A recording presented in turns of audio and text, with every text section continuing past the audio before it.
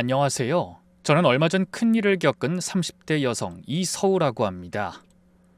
지금부터 제가 들려드릴 이야기는 제 인생에서 가장 충격적이었던 사건이에요. 아마 여러분도 들으시면서 믿기 어려우실 거예요. 저도 직접 겪고도 꿈인가 싶었으니까요. 그 충격적인 이야기 들어봐 주시면 감사하겠습니다. 이 이야기는 제 부모님이 돌아가신 날부터 시작됐어요. 3월 새벽이었죠. 경찰서에서 전화가 왔을 때도 저는 믿지 않았어요. 보호자분 되시죠? 죄송합니다만 사고 소식 전해드립니다.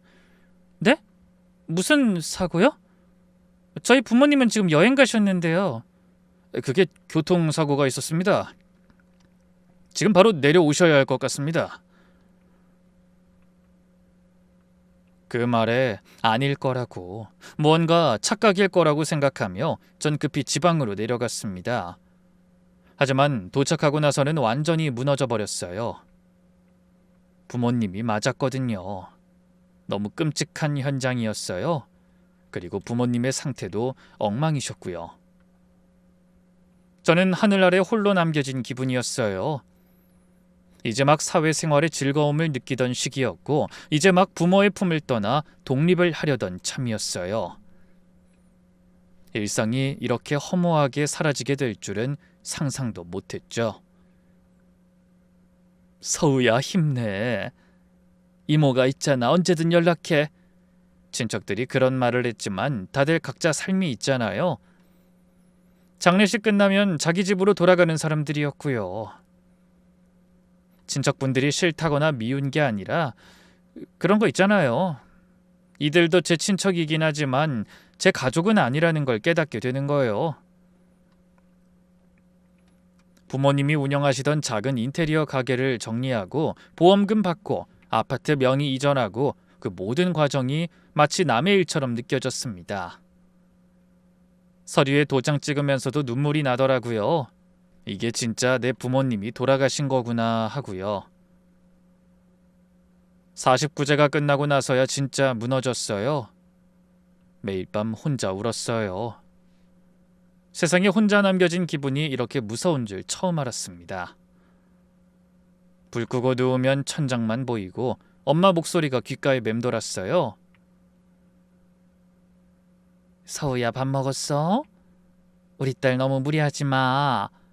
이제 그 목소리를 영영 못 듣는구나 싶으니까 숨이 막혔어요. 그러던 어느 날이었습니다. 부모님 가게를 완전히 정리하려고 마지막으로 가게에 들렀는데 한 남자가 문 앞에 서 있더라고요. 단정한 양복에 부드러운 인상, 제가 나오자 가볍게 인사를 하더군요. 혹시 여기 정리하시는 분이세요? 네, 그런데요. 무슨 일이시죠? 저는 이 건물 2층에서 일하는 사람인데요. 예전에 이 가게 자주 이용했거든요. 문 닫으신다길래 인사드리러 왔어요. 저는 힘없이 웃으며 대답했어요. 네. 부모님이 하시던 가게였는데 이제 정리하려고요. 부모님이요? 혹시 돌아가셨어요. 얼마 전에. 그 남자가 표정이 어두워지더니 조심스럽게 말했어요. 죄송합니다. 제가 괜한 말씀을. 아니에요. 괜찮아요. 괜찮지 않았지만 모르는 사람한테 힘들다고 말하기도 뭐했거든요.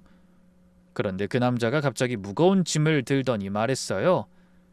이거 어디로 옮기시면 돼요? 제가 도와드릴게요. 괜찮아요. 혼자 할 수 있어요. 네, 혼자 하시기에는 짐이 너무 많네요. 그냥 도와드릴게요. 어차피 저도 점심시간이에요. 그 사람 이름이 윤성준이었어요. 프리랜서 컨설턴트라고 했죠. 제가 가게 정리한다고 하니까 무거운 짐도 옮겨주고 커피도 사다 주더라고요. 작업이 끝날 때쯤 그 사람이 말했어요. 저기 혹시 연락처 알 수 있을까요? 가게 정리 또 도와드릴 수도 있고 그냥 힘드시면 얘기라도 들어드릴 수 있어요. 네? 왜요? 처음 보는 사람인데. 그 사람이 잠깐 망설이더니 말했어요. 저도 5년 전에 소중한 사람을 잃었거든요. 그때 진짜 죽고 싶었어요. 근데 그 마음 아는 사람이 옆에 없으니까 너무 외롭더라고요. 그렇게 연락처를 교환했습니다. 그 후로 그 사람은 거의 매일 연락을 했어요. 그리고 항상 제 이야기를 들어줬어요. 제가 새벽 2시에 울다가 전화해도 받아줬어요. 제가 울 때도 아무 말 없이 그냥 들어줬고요. 그게 얼마나 큰 위로인지 몰라요. 그렇게 점점 그에게 의지하게 됐습니다. 그렇게 6개월쯤 지났을 때였어요. 성준 씨가 제게 프로포즈를 했어요. 그리고 저는 짧은 교제 기간에도 그의 결혼 신청을 허락했어요. 짧은 시간 동안 제게 보여준 정성과 마음이 너무나 고마웠고 좋았거든요. 드디어 저도 가족이 생기는구나. 더 이상 혼자가 아니구나. 그 생각에 너무 행복했어요. 그때는요. 2주 뒤 저는 처음으로 시댁에 갔습니다. 차가 멈춘 곳은 경치가 끝내주는 고급 아파트 단지였습니다. 로비부터 호텔 같았어요. 대리석 바닥에 샹들리에가 걸려있고 경비원이 공손하게 인사하더라고요. 우와, 여기 진짜 좋다. 그 아버지가 투자로 돈 좀 버셔서. 엘리베이터를 타고 올라가서 문을 열었는데 50평대 아파트가 펼쳐졌어요. 명품 가구, 고급 인테리어, 거실엔 대형 TV와 고가의 그림까지 걸려 있더라고요. 솔직히 깜짝 놀랐어요. 상준 씨, 여기가 부모님 댁이에요? 생각보다 훨씬 대단하네요. 아, 좀 부담스러워? 미안, 미리 말할걸. 아니, 부담스럽다기보단 놀라서. 진짜 부자시네요. 그때 거실 소파에서 일어난 중년 여자분이 저를 향해 환하게 웃으며 다가왔어요. 저도 아는 해외 명품 브랜드의 투피스에 명품 귀걸이에 손목에도 비싼 브랜드 시계가 빛나더군요. 머리는 말끔하게 올렸고 화장도 세련되게 하셨어요. 한눈에 봐도 부유해 보이는 분이었습니다. 어머, 우리 성준이 왔구나. 아가씨가 우리 아들 여자친구죠? 어머나, 얼굴 너무 예쁘고 참하네. 시어머니가 저를 와락 끌어안으시더라고요. 눈에는 눈물까지 그렁그렁 맺혀 계셨어요. 아이고, 우리 성준이가 사진 보여줬을 때부터 마음에 들었어. 감사합니다, 어머니. 어머니라니 좋다. 그 부모님 안 계시다며 많이 힘들었지? 시어머니가 제 손을 꼭 잡으셨어요. 이제 내가 엄마 해줄게. 응? 딸 생긴 것 같아서 내가 더 좋아. 그 말에 저도 울컥했습니다. 1년 만에 처음 들어보는 엄마라는 단어였거든요. 시어머니 품에 안겨서 저도 모르게 눈물이 흘렀어요. 어머니, 감사해요. 정말요. 아이고, 울긴 왜 울어. 이제 가족인데. 시아버지는 서재에서 나오셨는데 과묵하지만 품이 있는 인상이었어요. 회색 카디건에 금태 안경, 딱 봐도 지식인 같은 분위기였죠. 시아버지는 말수가 적으셨지만 불편한 느낌은 아니었어요. 그냥 과묵한 분이시구나 싶었죠. 그때 주방에서 한 아주머니가 나오셨어요. 50대 후반쯤 되어 보이는 수수한 인상의 분이었는데 과일을 담은 접시를 들고 오시더라고요. 사모님, 과일 깎아왔어요. 고마워요. 여기 놔요. 시어머니가 저한테 소개해 주셨어요. 서우야, 우리 집 가정부 조복순 씨야. 벌써 2년째 계시는데 살림을 워낙 잘해줘서. 복순 씨, 이쪽이 우리 며느리 될 사람이에요. 저는 고개 숙여 인사했어요. 안녕하세요. 이서우라고 합니다. 근데 그 아주머니가 절 보시더니 순간 얼굴이 굳어지시는 거예요. 눈이 커지면서 입술이 파르르 떨리는 게 보였어요. 과일 접시를 든 손도 미세하게 흔들렸고요. 아, 네, 안녕하세요.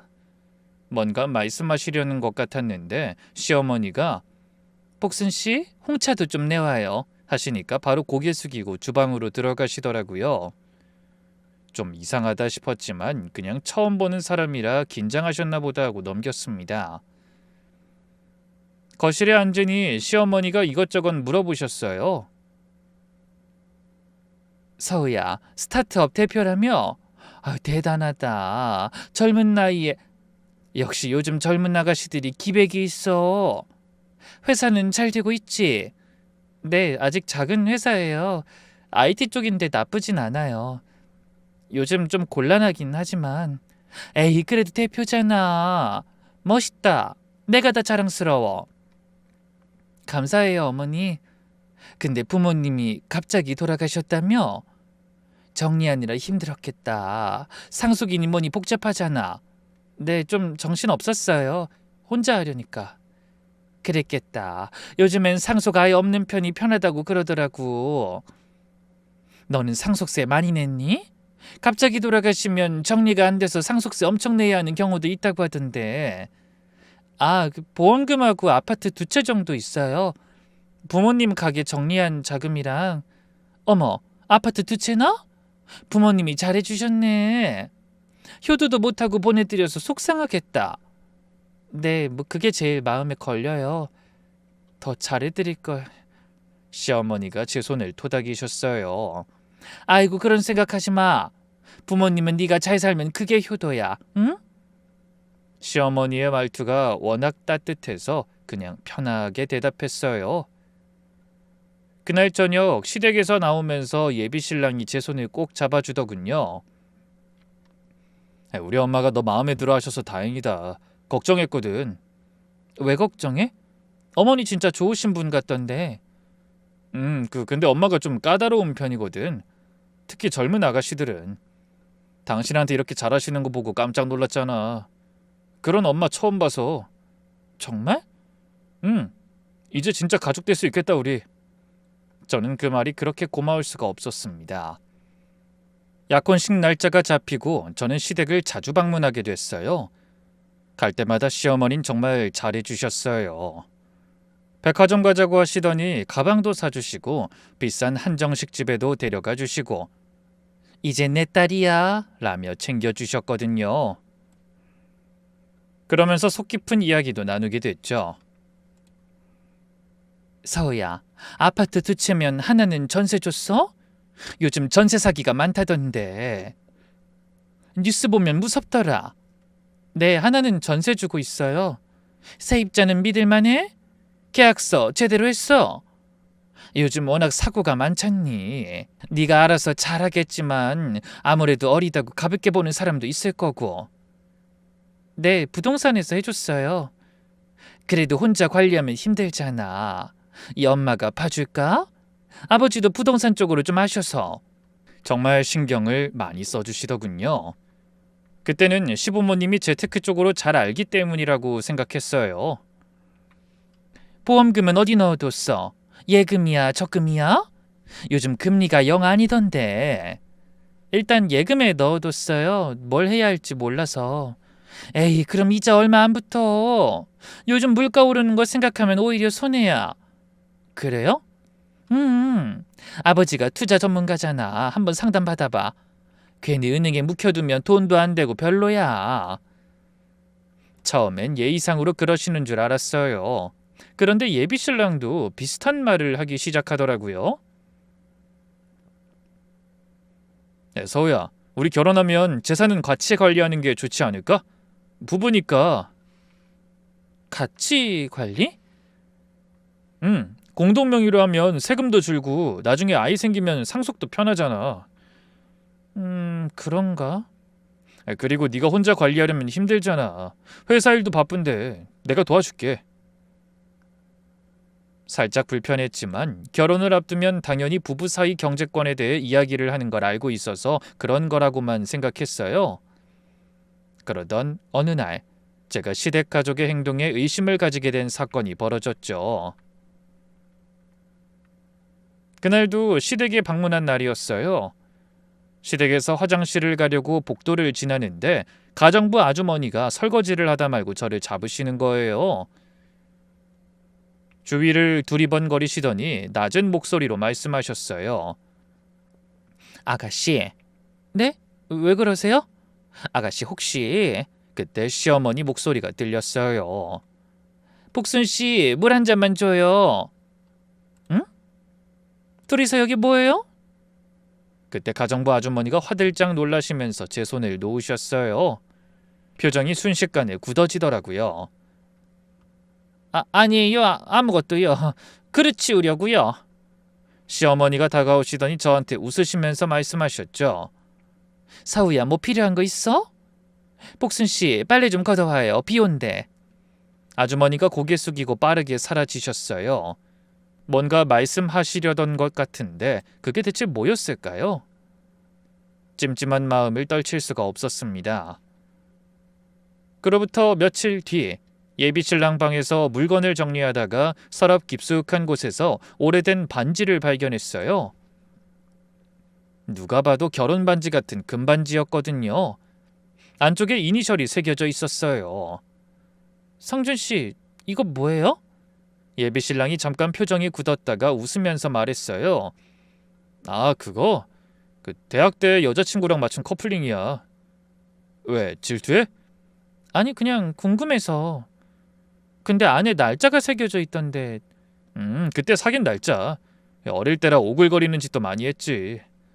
아, 버려야 하는데 깜빡했네. 내가 정리할게. 신경 쓰지 마. 그 설명을 듣고도 마음이 영 개운치 않았어요. 근데 의심하는 게 미안해서 그냥 덮어뒀습니다. 이상하다곤 생각했습니다. 반지에 적힌 여자 이름도 가정부의 이상한 행동도 신경 쓰였고 무엇보다 제일 신경 쓰였던 건 제 재산에 신경 쓰는 시댁 식구들이었죠. 의외로 저의 불안을 가장 먼저 눈치챈 건 시어머니였습니다. 시우야, 내가 너한테 할 말이 있는데 좀 들어줄래? 네, 어머니, 무슨 일 있으세요? 시어머니가 제 손을 꼭 잡으셨어요. 눈에는 눈물이 그렁그렁 맺혀 있었습니다. 네가 요즘 좀 불편해하는 거 알아. 엄마가 재산 얘기 너무 많이 했지. 아, 눈치채셨구나. 전 얼굴이 화끈거렸어요. 아니에요, 그런 거. 숨기지 마. 다 티나던데. 표정이 굳어지더라. 내가 그거 보고 얼마나 신경이 많이 쓰였는지. 내 의도가 그게 아닌데 어떻게 너한테 전할까 고민 많이 했어. 어머니, 사실 엄마가 너무 걱정돼서 이러는 거야. 네가 오해할까 봐 이야기해주는 건데. 시어머니가 눈물을 훔치시면서 말씀하셨어요. 우리 집도 예전에 사업 실패해서 정말 힘들었거든. 성준 아빠가 처음 사업 시작할 때 사기를 당했어. 믿었던 사람한테 돈을 다 떼이고 빚쟁이들한테 쫓기고 성준이 학비도 못 내고. 그때 정말 죽고 싶었거든. 네? 그런 일이 있으셨어요? 그 고생을 해봐서 알아. 돈 없으면 얼마나 비참한지. 가족이 무너지는 게 얼마나 무서운지. 돈 간수를 제대로 못하면 어떻게 되는 건지. 시어머니가 제 손을 더 꼭 잡으셨어요. 그래서 서운이가 부모님 잃고 재산 관리도 혼자 한다고 하니까 걱정이 되더라고. 우리처럼 당하면 어떡하나 싶어서. 어머니, 요즘 사기꾼들이 얼마나 많아. 혼자 있는 여자 노리는 나쁜 놈들. 우리 서우 그런 거 당하면 어떡해. 내가 지켜줘야지 하는 마음에 오지랖 부렸어. 미안해. 시어머니가 진심으로 우시는 것 같았어요. 전 오히려 제가 의심한 게 죄송스러워졌습니다. 아니에요, 어머니. 제가 너무 예민했나 봐요. 죄송해요. 아니야, 당연히 불편할 수 있지. 처음 보는 사람들이 재산 얘기하면 기분 나쁠 수 있어. 근데 나는 진짜 네 걱정뿐이야. 성준 아빠가 투자로 성공하셔서 지금은 괜찮지만 그 과정에서 많이 배웠거든. 그래서 네 재산도 지켜줘야지 하는 마음이 앞서서 네 기분을 생각도 못했지 뭐니. 예비신랑도 옆에서 거들었어요. 시우야, 그 엄마가 좀 걱정이 많으셔서 그래. 네가 혼자 다 감당하는 것 같아서 걱정되신 것 같은데 그 표현이 좀 서툴러서 그런 거지. 아니야, 미안해. 내가 그런 것도 모르고 섣불리 생각해서. 의심 안 하는 게 이상하지, 요즘 세상에. 근데 우린 진짜 네 걱정뿐이거든. 그리고 곧 가족이 되잖아.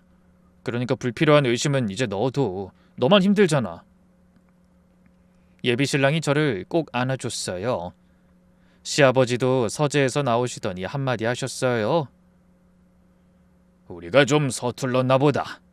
아들이 좋은 사람 만나서 기쁜 마음에 앞서갔어요. 앞으로는 조심할 테니 이해해줘요. 아니에요, 아버지. 제가 너무 예민했어요. 아니야, 당연한 거야. 처음 만난 사람들인데 앞으로 천천히 알아가면 돼요. 저는 완전히 안심했습니다. 역시 제가 너무 예민했던 거라고 생각했어요. 부모님 돌아가시고 혼자 지내면서 사람 못 믿게 된 것 같아 죄송스러운 마음뿐이었죠. 이렇게 좋은 가족이 생겼는데 괜히 의심하다니 부끄러웠습니다. 이렇게 잘해주시는데 뭘 그렇게 의심했나 싶었어요. 그렇게 결혼식이 2주 뒤로 다가왔습니다. 이미 드레스 최종 피팅도 끝냈고 청첩장도 돌렸고 모든 게 순조로웠죠. 저는 매일 밤 행복하게 잠들었어요. 드디어 나도 가족이 생긴다고, 더 이상 혼자가 아니라고 그렇게 믿었습니다. 그런데 결혼식 2주 전 그날 밤이었어요. 밤 11시쯤 됐을 거예요.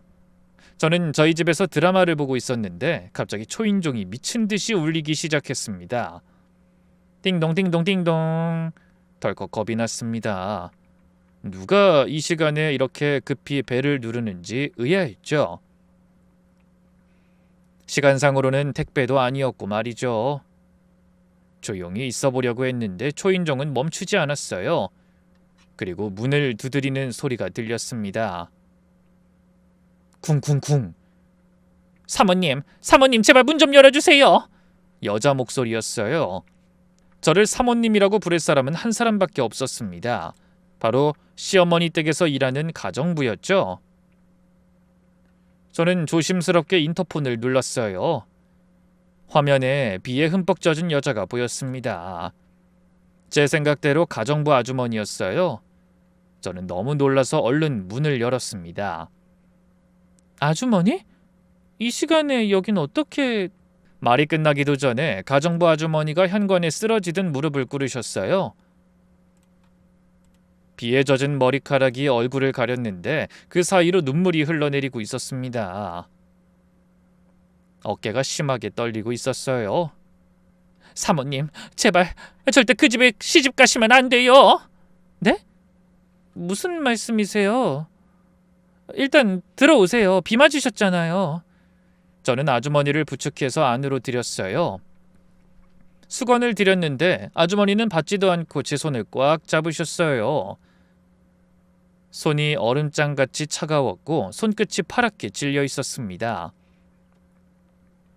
사모님, 제 얘기 좀 들어주세요. 제발요. 이거 듣고 나면 제가 왜 이러는지 충분히 이해하실 거예요. 아주머니 일단 진정하세요. 물 드릴게요. 대체 무슨 일이에요? 이렇게 급하게 찾아오셔서...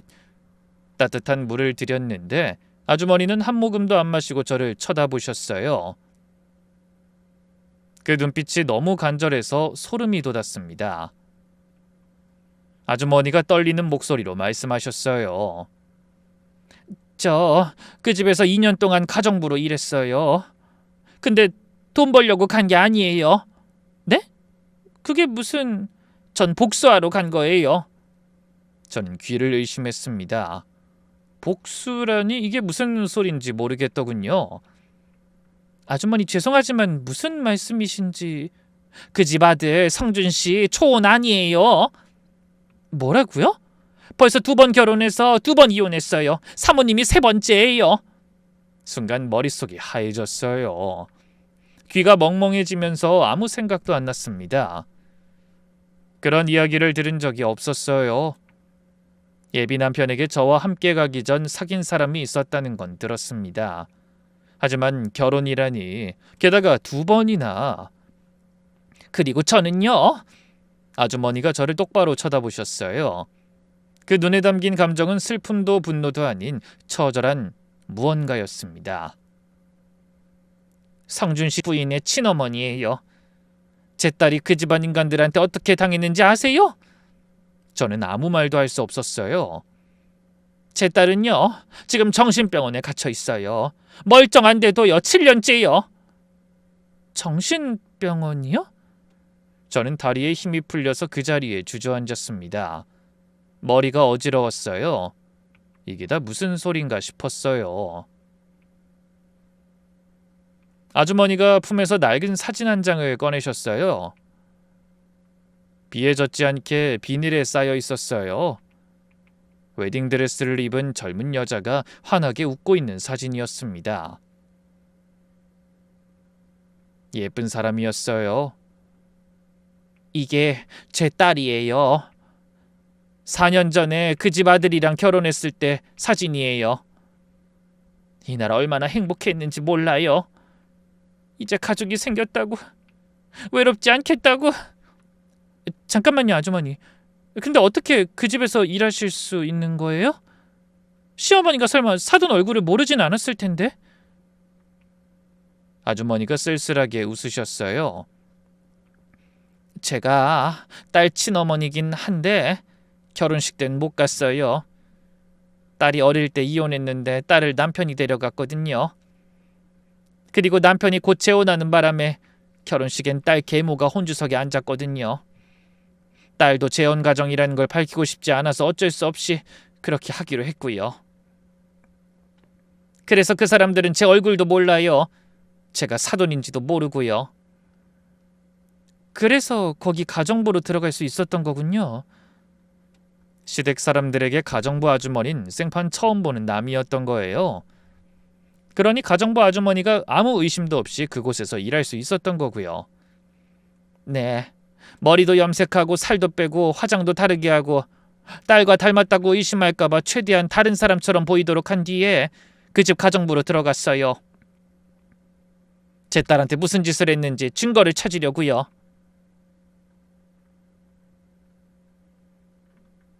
아주머니의 눈에서 눈물이 주르륵 흘러내렸어요.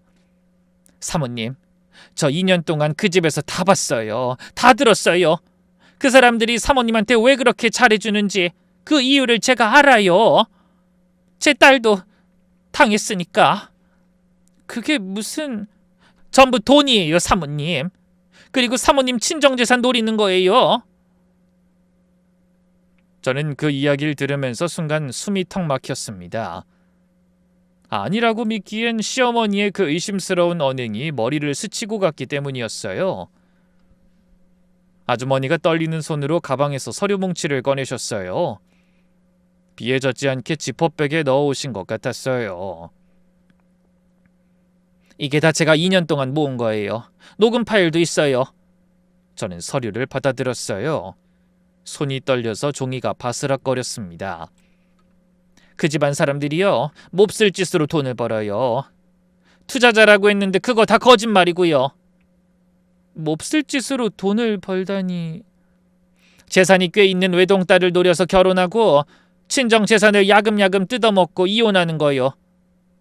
3단계로 진행돼요. 완전 시스템이에요. 아주머니가 차근차근 설명해 주셨어요. 목소리는 떨렸지만 하나하나 또박또박 말씀하셨어요. 1단계는 신뢰 쌓기예요. 재산 있는 외동딸, 그 중에서도 부모님이 안 계시거나 사이가 안 좋은 여자를 찾아요. 그런 여자는 가족에 대한 갈망이 크니까 이 집안 사람들을 쉽게 믿거든요. 외로운 사람일수록 더 좋다고 짓거리는 걸 들은 적 있어요. 가슴이 서늘해졌습니다. 이야기를 듣고 보니 딱 저였으니까요. 부모님을 잃고 세상에서 가장 외로웠던 나. 저의 놀란 모습을 눈치채지 못한 아주머니가 뒤이어 말해줬습니다. 그런 아가씨에게 접근한 다음에는 부부니까 재산을 같이 관리하자고 해요. 공동명의로 바꾸게 하고 신뢰가 쌓이면 본격적으로 돈을 빼가요. 어떻게요? 시아버지 사업한다면서 담보대출 받게 하고 시어머니 병원비 달라고 하고 남편은 투자 기회라면서 목돈을 요구하고 이런 식으로 몇 년에 걸쳐서 재산을 다 빼가요. 물론 처음에는 조금씩이에요. 100만 원만 500만 원만 이러면서 나중엔 억 단위로 빼가요. 두 번째 단계까지 듣고 나니 속이 울렁거렸습니다. 결혼을 목전에 둔 저에게도 예비 남편이 부부니까 재산 같이 관리하자는 말을 했었으니까요.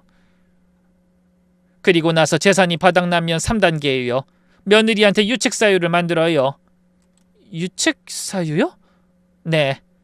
바람 피웠다고 조작하거나 우울증이나 정신병이 있다고 몰아요. 그리고 이혼소송 걸어서 위자료에 재산분할까지 싹 다 가져가는 거예요. 며느리가 잘못했으니까 위자료 줘야 하고 남은 재산은 분할해야 하고 그럼 며느리한테 남는 건 거의 없죠.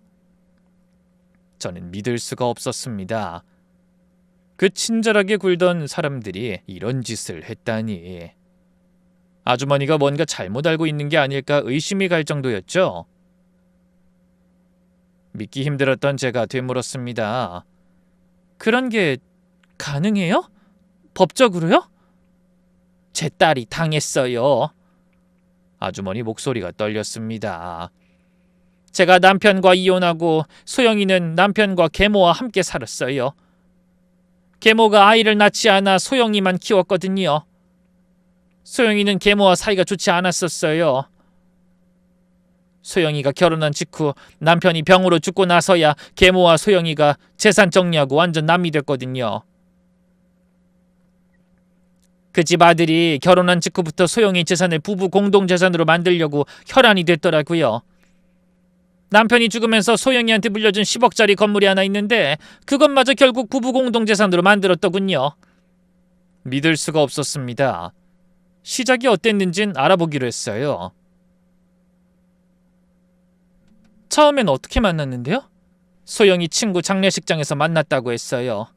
그 자식이 자기도 소중한 사람을 잃어서 그 마음 안다면서 힘들면 울어도 된다면서 연락처 교환하고 정신적으로 의존하도록 만든 것 같았어요.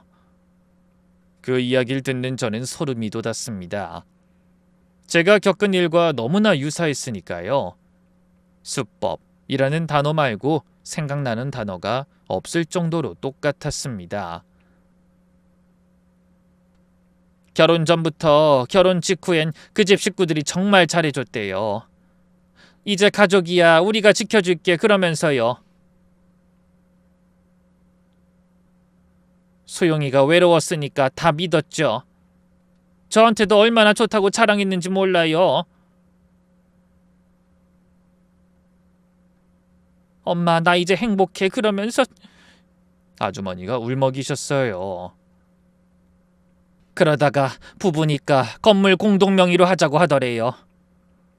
소영이가 순진하게 해줬어요. 남편이니까 가족이니까 믿으니까.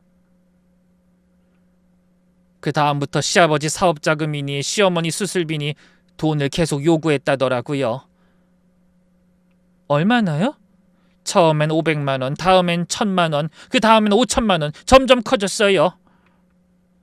소영이가 이상하다 싶어서 거절하면 가족끼리 이러는 거 아니다. 네가 우릴 못 믿냐 이러면서 압박하는 바람에 결국 다 해줬다고. 그래서요? 2년 만에 건물 다 날렸어요. 담보대출에 현금 인출에. 소영이가 정신 차렸을 땐 빈털털이었죠. 건물은 담보대출로 경매 넘어갔고 월세 수입도 끊기고. 아주머니가 눈물을 훔치셨어요. 소영이가 이혼하겠다고 하니까 그때부터 지옥이 시작됐어요. 그 집에서 소영이를 바람 피운 여자로 만들었어요. 만들었다라는 말에 정신이 번쩍 들었습니다. 어떻게요? 소영이 술에 수면제 타서 재우고 모르는 남자랑 침대에 눕혀서 사진 찍었대요. 옷까지 벗겨서.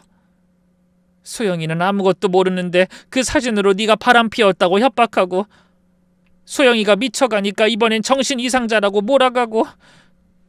저는 소름이 돋았습니다. 이건 사람이 할 짓이 아니잖아요. 그게 끝이 아니에요.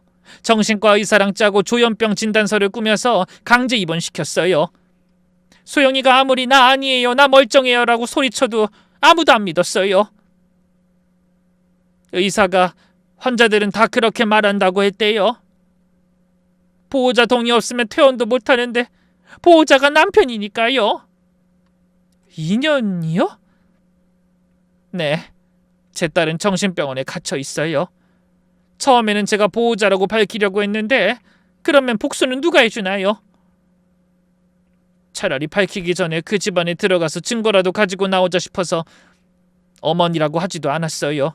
그냥 먼 친척이라고 하고 딸 보러 가고, 딸도 제발 자기 결백 밝혀달라고, 그때까지 그 안에 있겠다고. 아주머니가 오열하셨어요. 어깨가 들썩일 정도로요. 제 딸은 미친 게 아니에요. 저 새끼들한테 당한 거예요. 10억짜리 건물 뺏기고 인생이 망가졌어요. 제 딸이 무슨 죄예요? 남들처럼 잘 살아보려고 결혼한 것밖에 없는데 모든 걸 다 뺏기고 정신병원에 가둬진 상태라고요. 저는 아무 말도 할 수 없었습니다. 그런데 우리 딸이 두 번째 며느리였더라고요.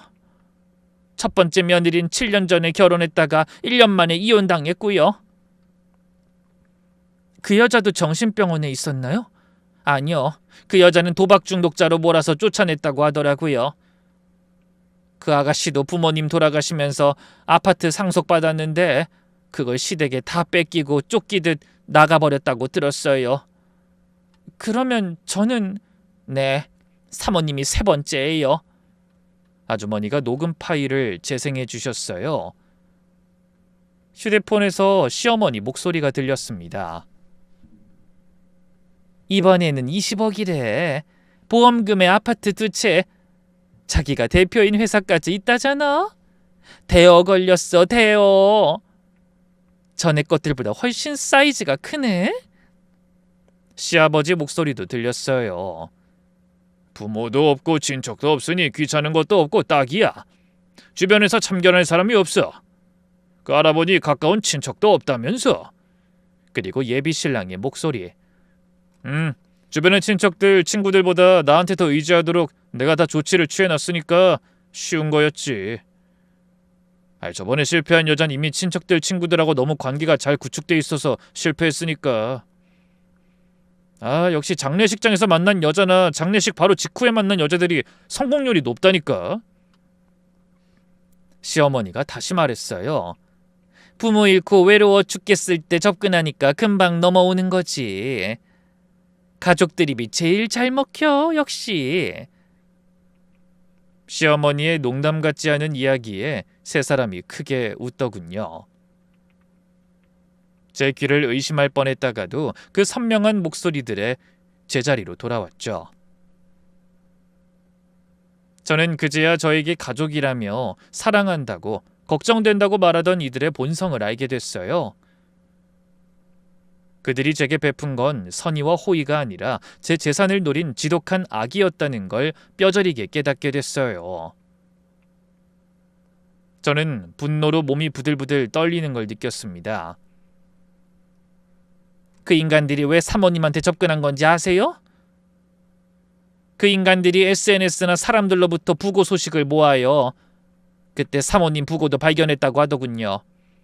스타트업 대표 이서우 씨의 양친상, 거기서 사모님 이름 알아내고 조사했어요. 외동딸이고 부모님이 남긴 재산이 꽤 되고 친척도 없다는 거 다 파악한 다음에 접근한 거예요. 그러면 가게 정리하던 날... 우연이 아니에요. 사모님 가게 정리 일정을 알아내서 일부러 찾아간 걸 거예요.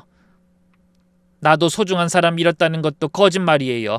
그 인간 중학교, 고등학교, 대학교 친구들까지 다 수소문해서 알아봤는데 그런 사람 없다고 하더군요. 오히려 여성 편력이 심해서 여자를 자주 바꿔가며 만났다고 하더군요. 저는 주먹을 꽉 쥐었습니다. 손톱이 손바닥에 박히는 것도 몰랐어요.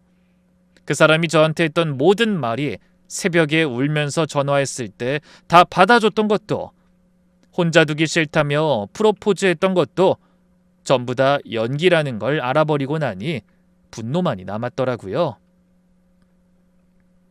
저를 사냥감으로 보고 접근하다니.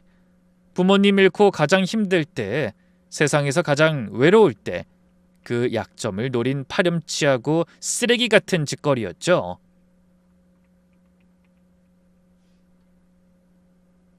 사모님한테 예정된 시나리오가 있어요. 시나리오요? 네, 그 사람들의 계획이요. 결혼하면 먼저 재산 공동 명의로 바꾸게 할 거예요. 부부니까 세금 줄이려고 이런 말 하면서요. 그 다음 시아버지 사업이니 뭐니 하면서 돈 빼가고 아파트 담보대출 받게 하고 재산 다 빼면 유책사유 만들어서 이혼하고 남은 것까지 가져가는 거예요. 그럼 저도 정신병원에... 그럴 수도 있어요. 아니면 바람 피운 여자로 만들거나 어떻게든 사모님 잘못으로 만들어서 이혼하면 위자료에 재산 분할까지 그쪽이 다 가져가요. 사모님한텐 빚만 남고요. 저는 온몸이 떨렸습니다. 분노와 배신감으로 숨이 막혔습니다. 부모님 잃고 세상에서 가장 힘들 때 저한테 손 내밀었던 사람이 사기꾼이라니 소름이 돋을 만큼 화가 났습니다. 이 인간 쓰레기들은 제 슬픔을, 외로움을, 가족에 대한 갈망을 이용한 거예요. 아주머니, 저도 도울게요. 아니, 같이 끝내요. 소영씨도 꼭 구해드릴게요. 아주머니가 저를 올려다보셨어요. 사모님은 아직 아무것도 당하지 않으셨잖아요. 그냥 피하기만 해도 되는데. 그 말은 맞았어요. 저는 지금 당장 그 사람들에게 실제로 피해 입은 건 없었죠. 하지만 제가 사기를 당한 건 틀림없는 사실이었죠. 저를 기만했으니까요. 사랑이 아니라 재산을 보고 결혼하려고 한 걸 이미 알아버렸으니 그것도 혼인빙자라고 볼 수도 있다고 생각했어요. 제가 여기서 아무것도 안 하고 피하면 다음 사람은요? 다음 사람은 무조건 피해자가 될 거예요. 그리고 저도 이미 그들에게 정신적으로 당한 게 있으니 보상이라도 받아야 하지 않겠어요? 저는 이를 악물었습니다. 저를 이용하려고 한 건 용서할 수가 없었어요. 제가 세 번째라면서요? 그럼 이제 끝내야죠. 네 번째 피해자는 없어요. 그날 밤부터 저와 아주머니는 저 나름대로의 복수를 준비했습니다. 먼저 변호사를 찾았어요. 이혼 전문 변호사한테 상황을 다 설명하고 법적으로 어떻게 진행해야 하는지 자문을 받았어요. 변호사님이 녹음 파일을 듣더니 기가 막힌다는 표정을 지으시더라고요. 이 정도면 사기죄, 강요죄, 사문서 위조까지 완벽하게 걸려요. 둘째 며느리 건은 불법 감금까지 가능하고요. 이길 수 있는 거죠? 증거가 확실하면 100%예요. 근데 조심해야 해요. 저쪽에서 눈치채면 증거 인멸할 수도 있으니까요. 그리고 결혼식 날까지 절대 티내면 안 됩니다. 알겠어요. 저는 시댁에 결혼 준비하는 척 계속 다녔어요. 아무것도 모르는 순진한 예비신부 연기를 했죠. 진짜 배우가 된 기분이었어요. 속으로는 욕이 치밀어 올라도 웃으면서 말했습니다. 어머니, 결혼하면 아파트 하나는 성준 오빠 명의로 해야겠죠? 부부니까요. 시어머니 눈이 반짝거렸어요. 입꼬리가 귀에 걸릴 것 같았죠. 어머, 우리 서우가 생각이 깊네. 역시 똑똑해. 부부니까 당연하지. 성준이가 관리해주면 편하잖아. 네, 오빠가 투자도 잘하고 아버님도 그쪽으로 잘 아시니까 맡길게요. 전 회사 일도 바쁘고. 잘 생각했어. 서우 너는 회사에 집중하고 재산 관리는 성준이랑 우리가 할게. 우리가 다 도와줄 테니까 걱정 마. 속으로는 이 사기꾼 새끼 하면서 웃었어요. 조금만 기다리면 나쁜 놈들에게 철퇴 먹일 수 있을 테니 참고 또 참았습니다.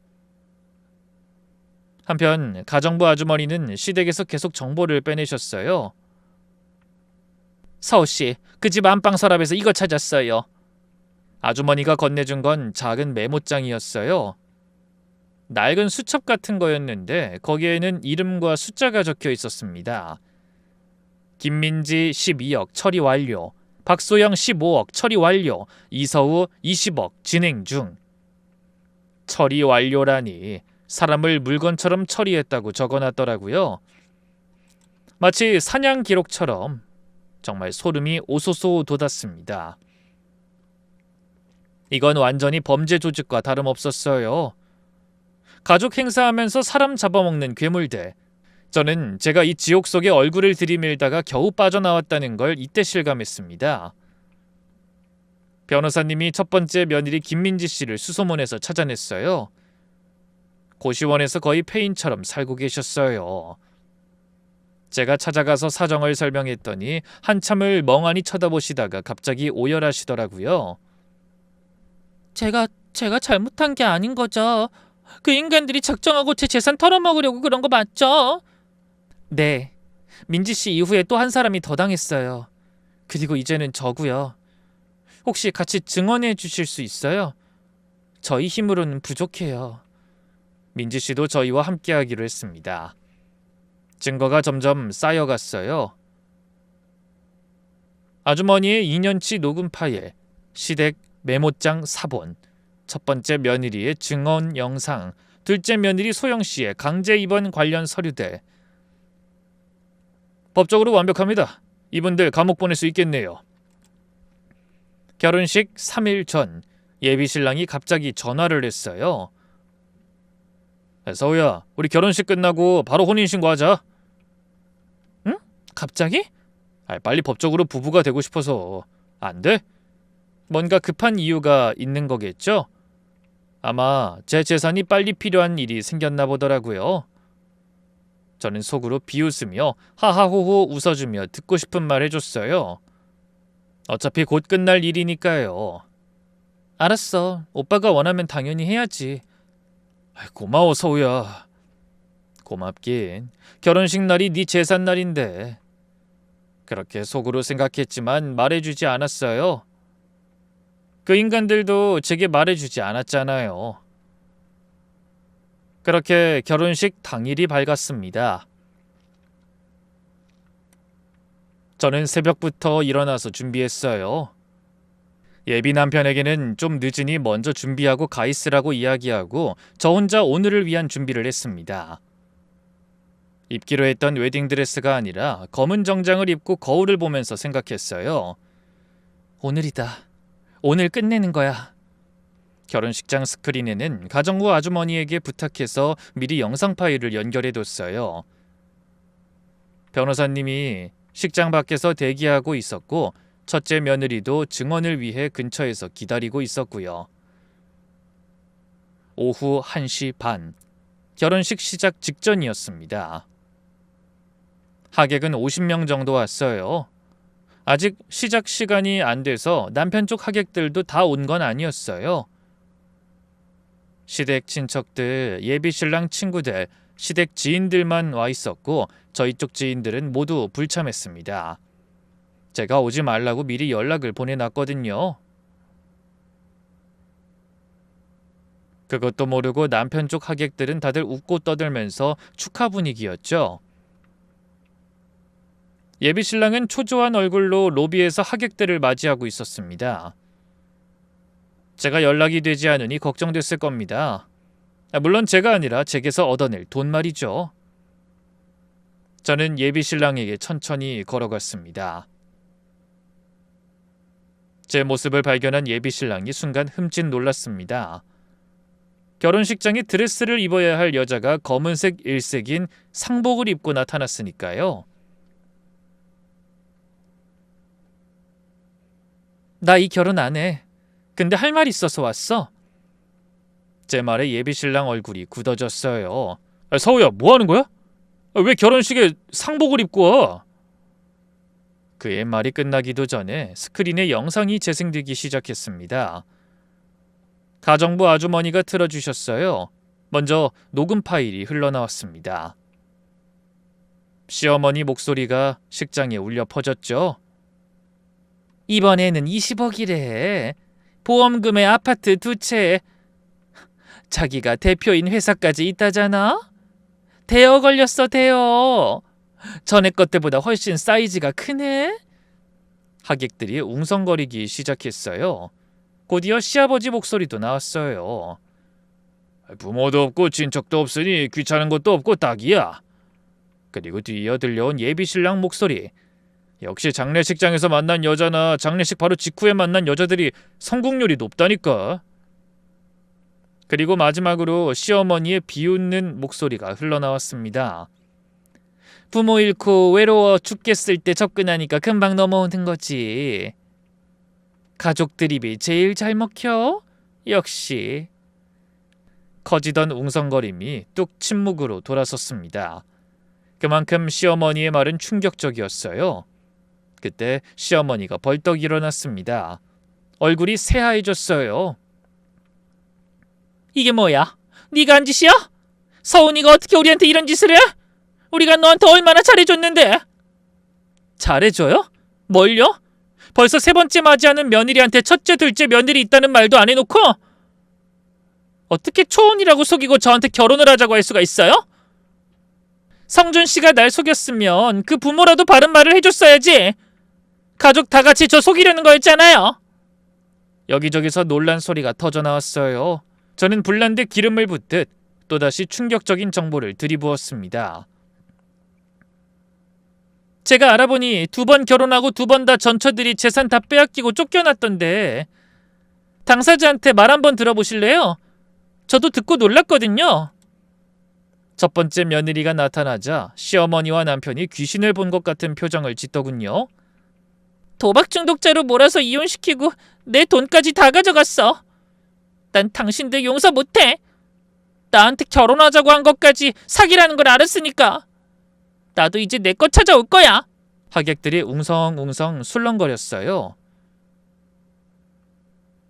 그리고 2번째 며느리요. 지금 정신병원에 강제 입원돼 있던데 이것도 당신들이 한 짓이라면서요? 멀쩡한 사람을 조현병 환자로 몰아서 재산 착취하고 병원에 입원까지 시키다니. 그때 시어머니가 미친 듯이 소리쳤어요. 거짓말이야. 성준아, 빨리 끌어내라. 전현들이 누구 앞길 막으려고? 니들이 그런다고 우리가 눈 하나 깜짝할 것 같아? 그때 식장 뒤에서 가정부 아주머니가 앞으로 나오셨습니다. 눈 하나 깜짝 안 하면 어쩔 건데? 이 증거들이 허투루 보여? 시어머니가 아주머니를 보더니 얼굴이 새하얗게 변했어요. 조씨? 당신이 왜... 아주머니가 가운데로 걸어오시면서 말씀하셨어요. 목소리는 떨렸지만 단단했어요. 왜냐니? 내 딸 소영이 정신병원에 입원시킨 너희 괴물들에게 철퇴 내리러 왔지? 뭐라고? 소영이 엄마라니... 내가 사돈 얼굴도 구분 못하는 병신인 줄 알아? 어디서 연기자 하나 데려와서 분란 일으키려는 것 같은데? 시어머니 말에 아주머니가 비웃으며 말했습니다. 소영이 결혼식 날 본 그쪽 사돈은 소영이 계모야. 남편이 재혼했거든.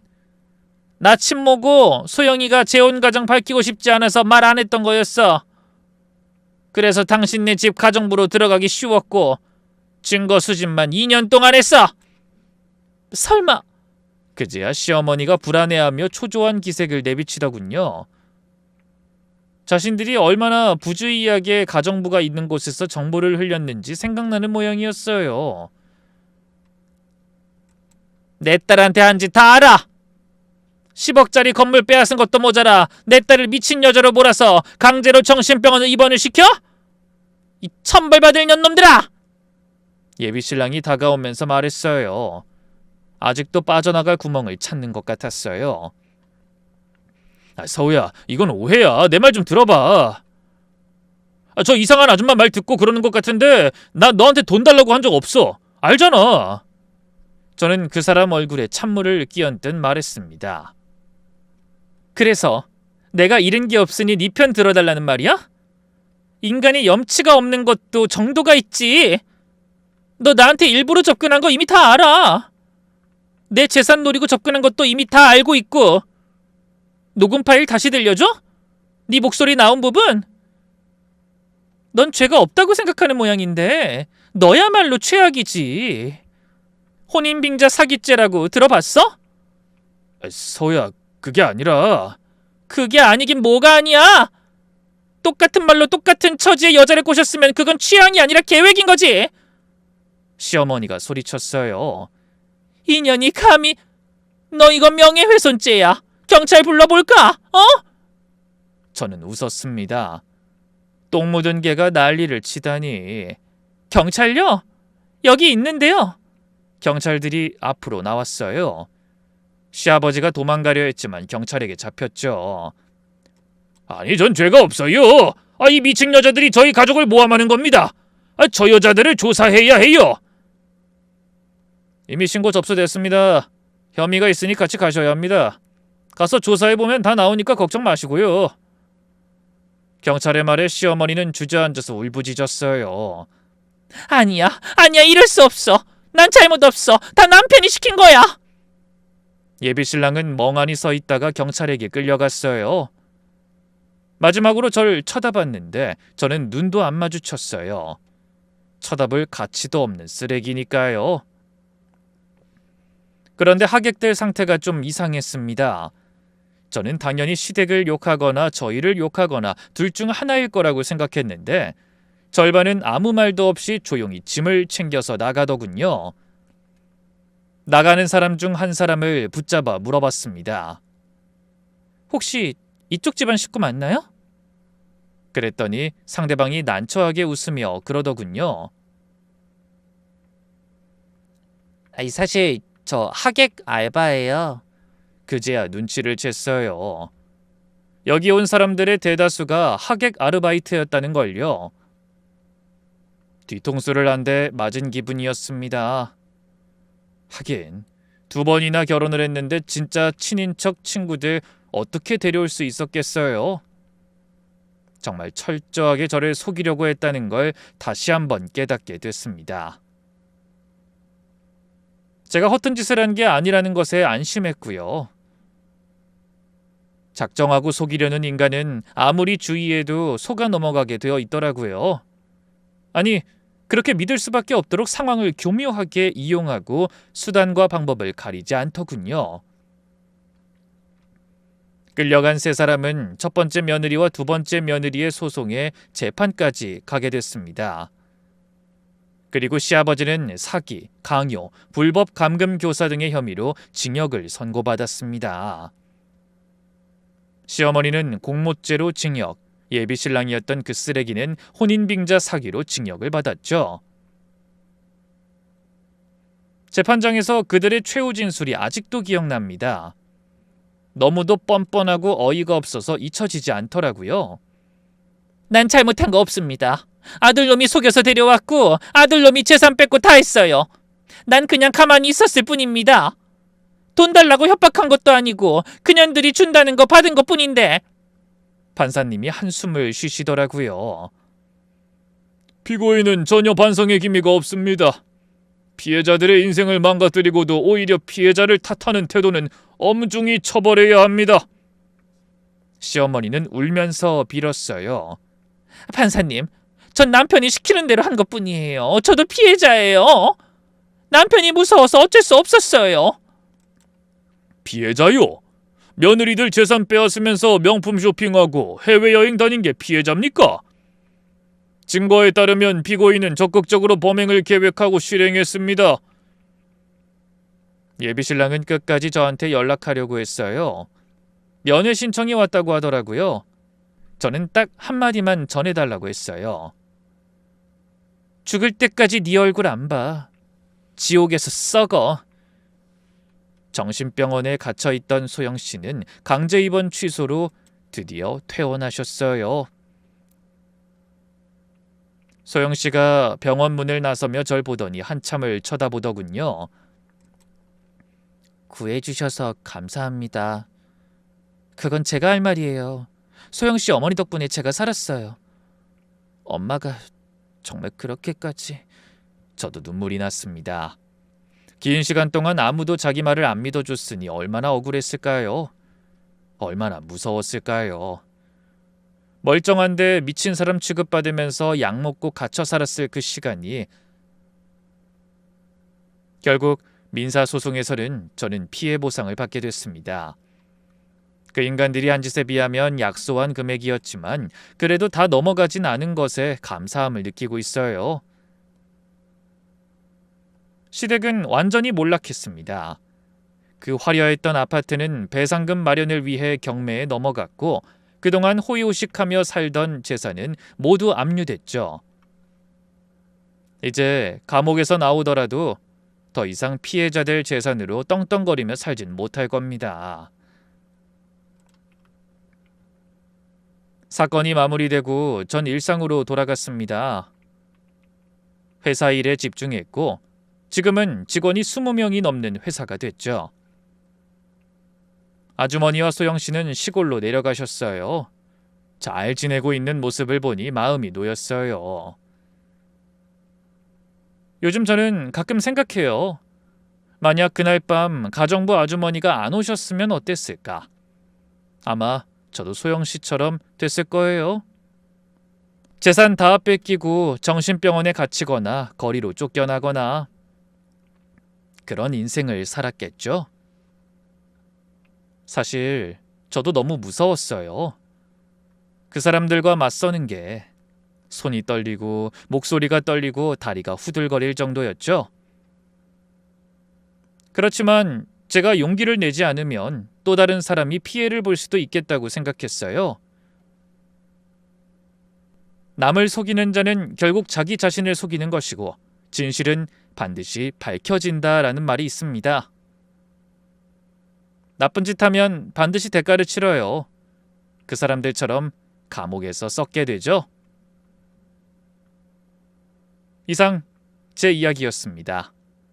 긴 글 읽어주셔서 정말 감사합니다.